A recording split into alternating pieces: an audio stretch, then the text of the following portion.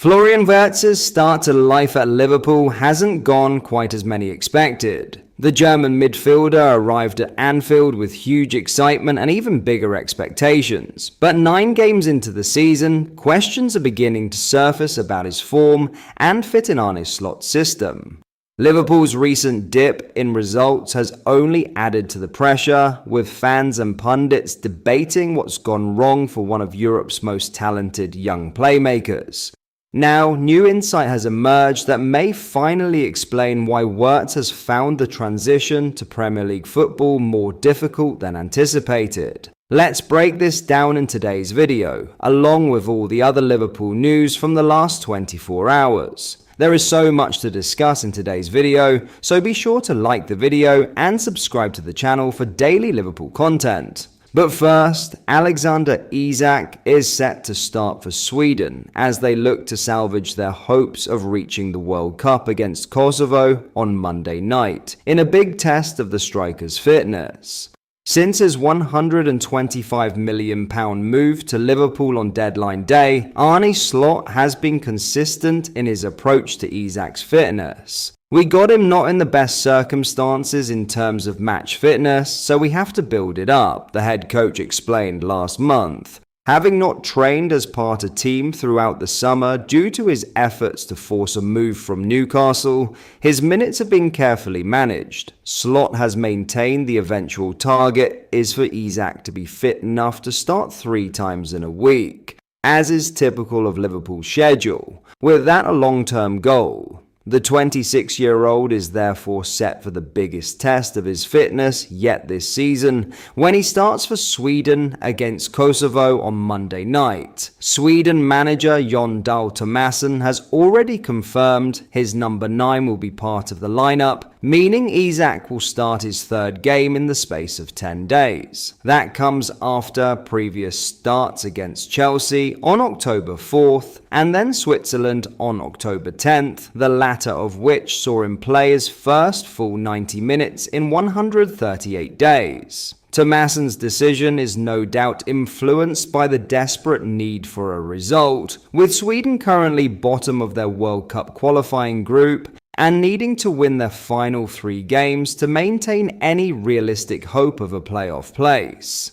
But it also appears to be in line with Liverpool's plan for a belated pre-season for their club record signing. Now, the international break has arrived at a much-needed moment for both Liverpool and Florian Wirtz, with the German playmaker struggling to make his mark since completing a blockbuster summer move to Anfield.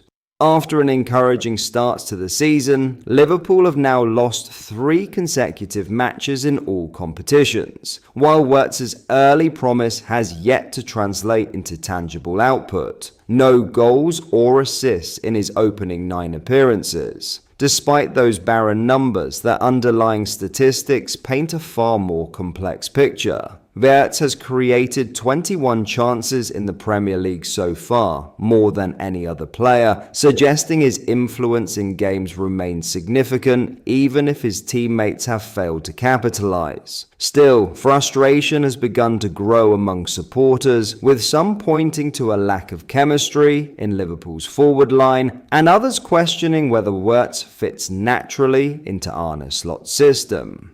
The 22-year-old found a brief change of scenery during the international break, representing Germany in their 4-0 win over Luxembourg, but even there he couldn't avoid scrutiny. Deployed on the left wing by Julian Nagelsmann, Wirtz played well but became the subject of online mockery when striker Nick Woltemade missed a gilt-edged chance from his pass. After the match, Nagelsmann leapt to Wirtz's defense, suggesting his recent struggles at club level stem not from poor form, but from adaptation and misfortune. Speaking to Sport 1, the German coach said, "Even though he hasn't scored any goals, he is still the player who creates the most chances in the Premier League. It's not his fault if his teammates don't convert them, and the statistics don't even tell the whole story." Nagelsmann added that Wirtz is still adjusting to the rhythm of English football, but remains confident in his abilities. Wirtz needs to get used to the league. I saw him playing with total freedom. He knows what he's capable of and how things work. His comments offer some perspective on the player's rocky start. Wirtz's numbers suggest a creative spark rather than a slump, a player whose final product is being undermined by those around him. His chance creation remains elite, and the data indicates it's only a matter of time before the goals follow. Not everyone, however, believes the blame lies solely with Liverpool's attackers. Former Reds defender Jamie Carragher has argued that Wirtz's role has caused tactical complications within Slott's system, suggesting the team lacks balance when he plays as a traditional number 10. Others, though, share Nagelsmann's view that he's being let down by an out-of-form midfield and an unsettled team structure. In other news, Joe Gomez was close to leaving Liverpool on deadline day only for the deal to sign Mark Guehi to fall through, but the number 2 is still attracting suitors ahead of January. Gomez drew offers from both Brighton and Crystal Palace at the end of the summer transfer window, but his most likely move appeared to be AC Milan. The Italian side had hoped to land a £13 million deal for the 28-year-old on deadline day, though his future hinged on the arrival of Guehi from Palace. Ultimately, Palace delayed the deal until the final hours before pulling out entirely, leaving Gomez in limbo regardless of that late decision. According to Corriere dello Sport, Milan still harbour hopes of signing the Englishman in January, though their pursuit depends on Arne Slot's plans. Liverpool will be without Giovanni Leone for the rest of the season, which means Slot's only specialist senior centre-backs are Gomez, Virgil van Dijk, and Ibrahima Konate.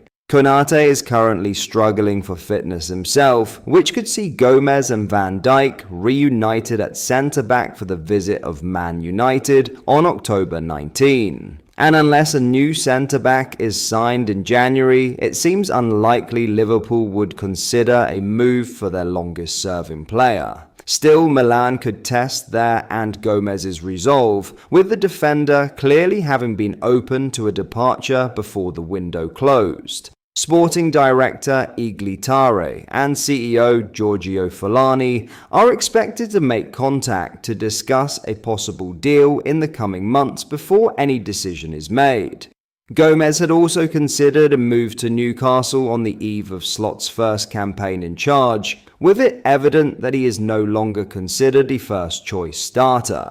Liverpool have been credited with an interest in Bayern Munich's Dayot Upamecano, along with Dortmund's Nico Schlotterbeck and Sporting CP duo Zeno de Bast and Ousmane Diomande. But it has been maintained that the club are not planning to sign another centre-back in January, despite losing Leone until late 2026. Guehi is likely to remain their priority candidate, with the prospect of a free transfer being lined up for the summer, as Liverpool know he already made a commitment to join.